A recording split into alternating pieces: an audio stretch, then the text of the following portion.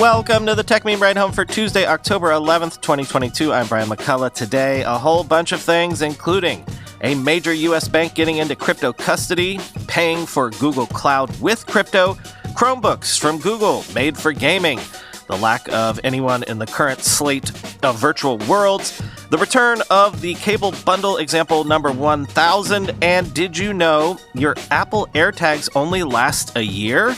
Here's what you missed today in the world of tech. A whole bunch of sort of odds and ends stories today. For example, the state of New York has granted Bank of New York Mellon, or BNY Mellon, which is, by the way, the U.S.'s oldest bank, permission to receive some customers' Bitcoin and ETH. BNY will store the keys, offer bookkeeping services, and more. So, for the first time, I guess, a large U.S. bank is getting into the crypto custody business. Quoting the Journal, the nation's oldest bank said it would begin receiving clients' cryptocurrencies on Tuesday, becoming the first large U.S. bank to safeguard digital assets alongside traditional investments on the same platform. BNY Mellon won the approval of New York's financial regulator earlier this fall to begin receiving select customers' Bitcoin and Ether starting this week. The bank will store the keys required to access and transfer those assets and provide the same bookkeeping services on those digital currencies that it offers to fund managers for their portfolios of stocks, bonds, commodities, and other assets. The move marks an important milestone for traditional banks and their growing acceptance of digital assets as a legitimate market and a source of new business. While many Wall Street executives still question crypto's potential and aim to tread cautiously until Washington clarifies how the market will be regulated, firms have responded to calls from a growing number of large investment firm clients to step into their traditional roles as intermediaries. Money managers have long relied on BNY Mellon and other custody banks for an array of vital, if humdrum, back-office functions such as tracking changes to the value of their assets. Founded by Alexander Hamilton more than 2 centuries ago, BNY Mellon is the world's biggest custody bank. Until now, fund managers would have to custody their digital currencies with a crypto specialist.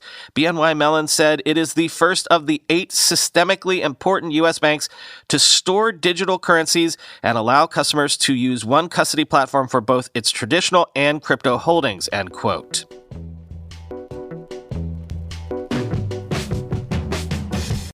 And Google has partnered with Coinbase to let some customers pay for its cloud services using crypto. It's going to start doing that in 2023. Coinbase will move some data from AWS to Google Cloud as a part of this deal, maybe in the end the more important part. Quoting CNBC, the Google Cloud Platform Infrastructure Service will initially accept cryptocurrency payments from a handful of customers in the Web3 world who want to pay with cryptocurrency, thanks to an integration with the Coinbase Commerce Service. The deal, announced at Google's Cloud Next conference, might succeed in luring cutting-edge companies to Google in a fierce, fast-growing market where Google's top competitors do not currently permit clients to pay with digital currencies. The cloud business helps diversify Google parent Alphabet away from advertising, and it now accounts for 9% of revenue, up from less than 6% 3 years ago, as it is expanding more quickly than Alphabet as a whole. Over time, Google will allow many more customers to make payments with cryptocurrency, Google says. Coinbase Commerce supports 10 currencies, including Bitcoin, Bitcoin Cash, Dogecoin, Ethereum, and Litecoin. Bitcoin, Dogecoin, and Ethereum prices have all declined over 60% in the past year. Terms of the deal weren't disclosed, but like other Coinbase Commerce arrangements, Coinbase will earn a percentage of transactions that go through it, the company said, end quote.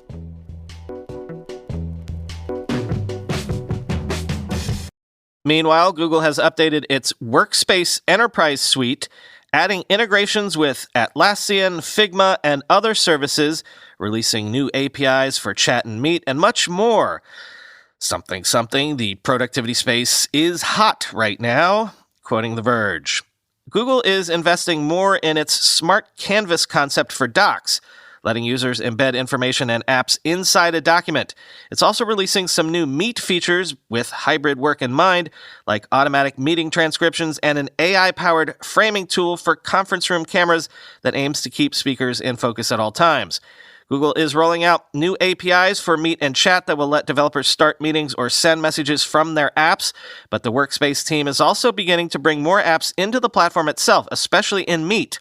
Figma, Asana, and Atlassian, for instance, joined an early program that lets users work on outside documents within a Meet call. More integrations like that are coming as the company tries to expand the capability of the Docs canvas and the embedded chips idea. It's looking at ways to bring non-Google tools into your Google tools, end quote.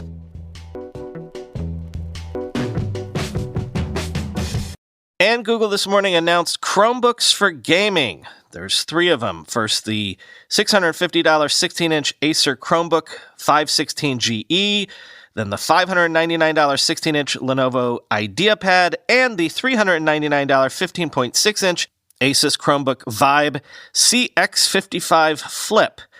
Quoting Engadget. Today, Google, along with a handful of hardware and software partners, is announcing what it calls the world's first laptops built for cloud gaming. First, the Acer Chromebook 516GE features a 16-inch IPS screen with a 2560 by 1600 resolution and 120 Hz refresh rate, along with an RBG anti-ghosting keyboard and 12th gen Intel processors up to a Core i7. It's also equipped with a gigabit Ethernet port, 2 USB-C ports, a USB-A port, and HDMI. Finally, it has DTS audio via 2 upward-facing speakers and 2 more downward-facing speakers on the underside of the laptop. Acer will offer a number of configurations, but the first will be at Best Buy this month for $650. It'll include a Core i5 processor, 8 gigabytes of RAM, and 256 gigabytes of storage via its NVMe SSD. Asus's offering is a little different. The Chromebook Vibe CX55 Flip has a 15.6-inch display that maxes out at 1080p, but it's a touchscreen, and it has an even higher 144 Hz refresh rate. As the name suggests, the CX55 can flip around into tablet and tent modes like many other Asus Chromebooks. It doesn't have RGB lighting on the keyboard, but it does have a rather distinctive orange trim, including around the crucial WASD keys. It also has 1.4 millimeters of travel. Lenovo's IdeaPad gaming Chromebook has a fair bit in common with Acer's device. It has a 16-inch display with 2560 by 1600 resolution and 120 Hz refresh rate, as well as an RGB anti-ghosting keyboard with 1.5 millimeter of travel. Processors include 12th generation Intel Core i3 or Core i5 options, plus 8 gigabytes of RAM and up to 512 gigabytes of storage. The base configuration starts with 128 gigabytes. The port selection is a bit more limited. It only offers 2 USB-C ports, 1 USB-A port, and a micro SD slot. Like the other 2 laptops, the IdeaPad gaming Chromebook will launch this month. It starts at $599. Naturally, software and game access is perhaps just as important as the hardware here. As such, Google has partnered with NVIDIA, Amazon, and Microsoft to ensure its devices work with GeForce Now, Luna, and Xbox Game Pass out of the box. The NVIDIA partnership is probably the most significant, as the company is bringing GeForce Now's high-performance RTX 3080 tier to Chromebooks for the first time. This means games will play at up to 1600p resolution at 120 frames per second, with ray tracing enabled, assuming the game supports these specs, of course. NVIDIA also made a progressive web app so you can launch directly into GeForce Now from your Chromebook's dock or launcher. Microsoft also made a PWA for Game Pass, but everything works the same as running Game Pass on a PC. Assuming you have an Xbox Game Pass Ultimate subscription, you can stream any Game Pass title to your Chromebook. Similarly, an Amazon Luna subscription gives you access to a rotating selection of over 100 games. It's fair to wonder, though, how much traction this latest initiative will get. Chromebooks have found a lot of success in education and, to a lesser extent, enterprise settings, but the idea of a full-fledged push to get people gaming on a Chromebook is a pretty major shift. That said, I'm surprised by the pricing on these models. There aren't a lot of Chromebooks with large, high-resolution screens with high refresh rates. Generally speaking, it sounds like you get a lot of bang for your buck with these models compared to some other premium Chrome OS devices. Naturally, these laptops are a bit bigger and heavier than the standard 13-inch Chromebook, but that's a trade-off that might work for some people, end quote. Yeah, and also, if only Google had its own cloud gaming, cloud streaming service to offer with these things. Oh, they did. It was called Stadia.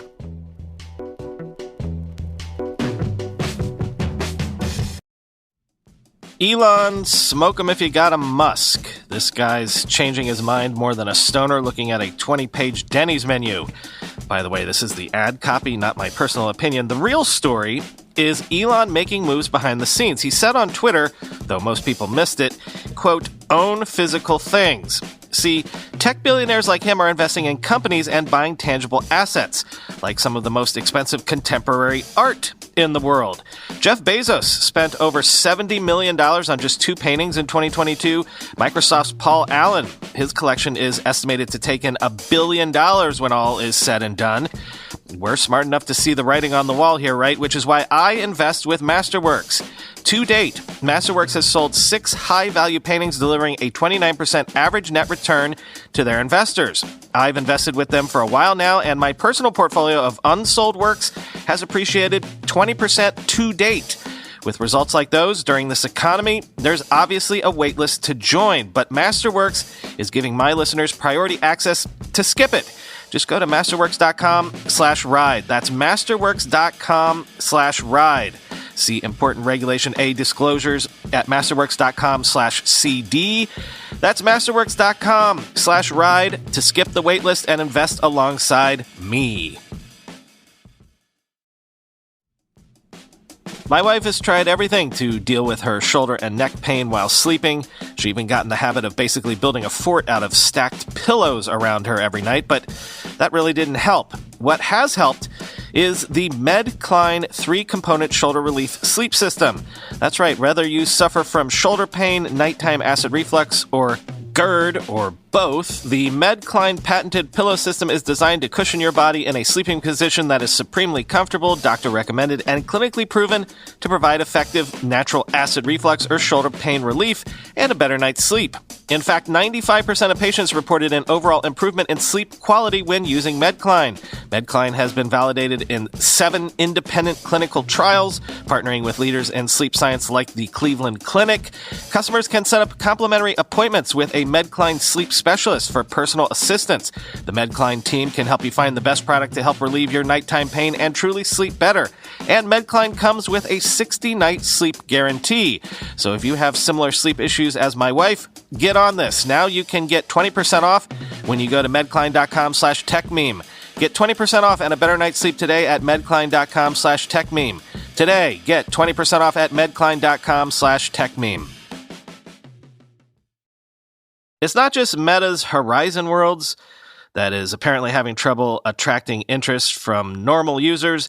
There are other more pure-play Web3 virtual worlds where folks have built it, but so far at least not many people have come. According to DappRadar, thus far in its life, the largest number of daily active users on Decentraland was 675 people, and on the Sandbox it was around 4,500 people, which is better, but remember, Decentraland and the Sandbox have market caps of around $1.3 billion, quoting CoinDesk. It's important to note that an active user, according to DappRadar, is defined as a unique wallet address's interaction with the platform's smart contract. For example, logging onto the Sandbox or Decentraland to make a purchase with Sand or Mana coin, each platform's respective native utility token is counted as an active use. This means that DappRadar's compilation of daily active users doesn't count people who simply log in and interact with other users on a metaverse platform or drop in briefly for an event such as a virtual fashion week. It also may mean that fewer transactions like buying or selling non-fungible tokens take place on these platforms than the number of people that visit. Sam Hamilton, creative director at Decentraland, disputed the way DappRadar tracks daily active users on the platform. Quote, DappRadar doesn't track our users, only people interacting with our contracts, he told CoinDesk, adding that the platform had 8,000 users on an average day, though he did not specify what makes an active use versus a more passive interaction. He noted that while Decentraland saw peak attendees in March, the number of, quote, tourists and spectators has since cooled down. We are finding the core community of people returning every day is growing, he said. According to Hamilton, the number of users on Decentraland can be more accurately observed by looking at a dashboard built by the platform's community. That data measures, quote, unique visitors per day and looks at different periods of time between 7, 14, 30, and 90 days. So from October 3rd through 9th, the platform averaged 6,999 unique visitors per day. The same data tool measures the number of parcels visited per day and marathon users, which it defines as users with the most online time, end quote. Yeah, but someone on Twitter, I couldn't find the tweet, so I can't give them credit, made an interesting point. Usually, private companies can be private about their user numbers because, well, they can. No one knew how quickly or not quickly usage of, say, Airbnb ramped up in its early days because Airbnb didn't have to tell you. But now, these on-chain startups can't really hide their numbers because they're on-chain. Plus, since Web3 companies are sort of quasi-public, i.e. they have publicly traded tokens, there will be pressure to know numbers like these, and if the numbers are poor, that could easily have an impact on the overall project itself.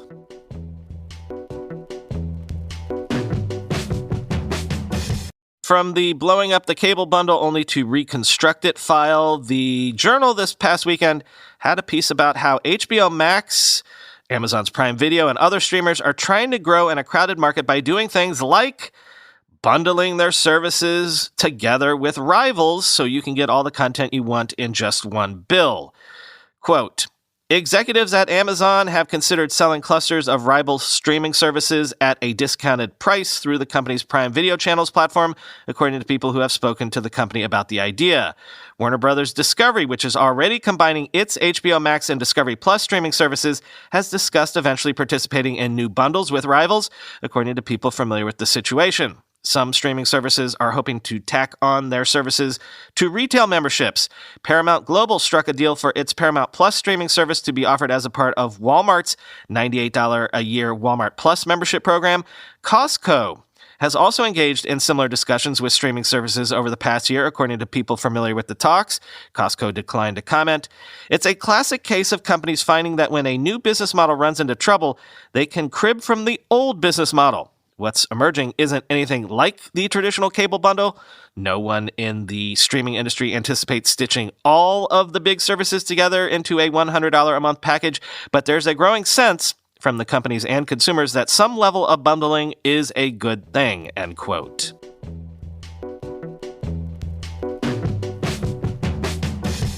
Finally today, a couple of Apple odds and sods from this weekend. Back in the Journal, Joanna Stern outlined how some iPhone 14 users have been reporting that the new crash detection feature in the most recent iPhones has triggered false alarms, calling 911 during roller coaster rides or after a phone drops while or after you're driving in a car. For example, if you go to Kings Island Amusement Park in Ohio and ride a gnarly roller coaster, well, quote, the Warren County Communications Center provided me with a recording of 6 iPhone crash detection calls from people at Kings Island rides, all received since the new iPhone 14 models went on sale in September. Similar alerts have been triggered by the Joker roller coaster at Six Flags Great America near Chicago, end quote. And then, finally, I only got into using AirTags personally this summer when I got tired of the kids constantly losing our Roku TV remote. But I thought that AirTags had been around for a while, and it turns out, no, they haven't. AirTags have only been out for a little over a year. And guess what I learned this morning, quoting Apple Insider. It's been over a year since AirTags shipped, and if you bought early, your battery is dying. An AirTag battery will last for about a year, and your iPhone will warn you when that battery is low. But if that notification is all you rely on, you can see there might be problems. Maybe you get the low battery warning in the first hours of your 2-week ocean cruise, for instance, and then your luggage gets lost coming off the boat at the end of the trip. You can be sure that Apple won't wait until the last moment to give you a low battery notification, but the reason Apple can only give a rough estimate that an AirTag battery will last a year is that it depends on usage, end quote. I did not know that AirTags only lasted a year before you have to replace the battery. The article goes on to explain how to quickly and easily swap out the battery with those sort of small little disc batteries that are common for these sorts of things. But wow, an Apple product that not only allows for users to replace the battery, but is in fact designed for that to happen. What will they think of next?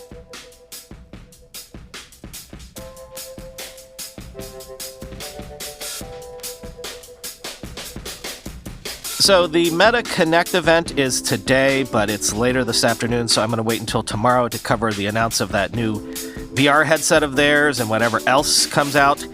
I might even try to watch the event inside Horizon Worlds, which apparently is a thing you can do.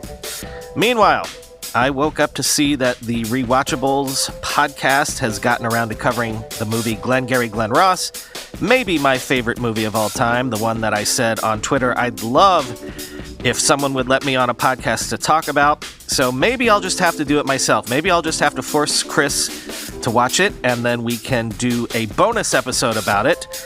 I don't know why, but I feel like a lot of startup folks could relate to that movie, and I have to give it to the Rewatchables guys for a great idea. What if you rebooted Glengarry Glen Ross, but you set it in the Web3/crypto world? Would definitely watch that. Talk to you tomorrow.